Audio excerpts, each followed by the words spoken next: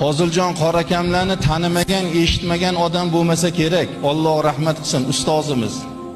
Otalarini Yosinxon To'ram degan zot o'tganlar. 85, 86, 87-yillarda aqllari zoyi bo'lib qolgan ekan, majnun bo'lib qolgan ekanlar. Qorakam masjidda ishlayman deydilar, bir mashinam bor. Uyga kelaman, dadamlar qo'y bolam, meni uyimga olib borib qo'ygin deb aytadilar deydi. Uyimga olib borib qo'ygin, o'zlarini uylarida uyimga olib borib qo'ydi urar ekan. Mashinamga o'tkazamanda ko'chalarni aylantirib olib kelib uyga olib kelaman.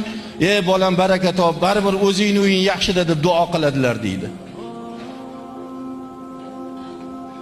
Bir sabab bo'lib ishdan bo'shadim, mashinamni sotib yubordim. Dadamlarni janjal to'palanglari ashu uyimga olib borib qo'y. Mashinam yo'q, ming'izaman desam, uyda bir arava bor. Bir to'shakni solib dadamlarni aravaga o'tkazib, qilib hovlida aravada aylantirib olib kelib, mana uyingizga keldik desam, ey baraka top bolam, o'zingning uying yaxshida deb duo qiladilar deydi. Shu kunlarda mana shu ahvol o'tirdi. Bir kun duoga qo'l ochib, qo'lingni och bolam dedilar.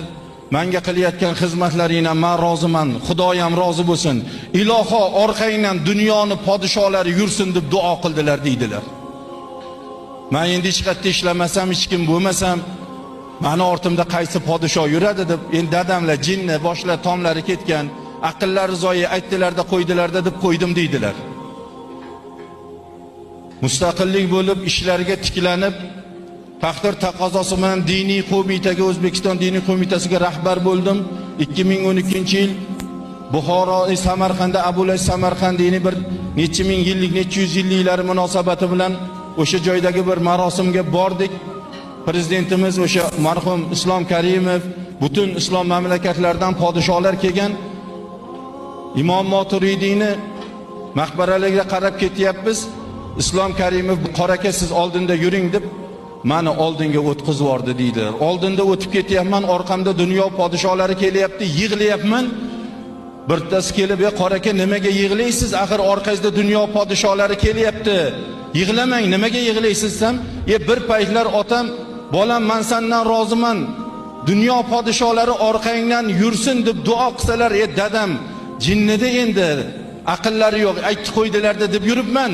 Dadamlarni o'sha duolari ijobat bo'lgan ekan, mana podsholarning oldida yuribman" degan ekanlar. U sizni bizlar birovni jinni deyishimiz mumkin ekan, lekin ota duo qilsa, ona duo qilsa farzandni, bu jinni-ku demas ekan, duosini qabul qilaverar ekan Parvardigor.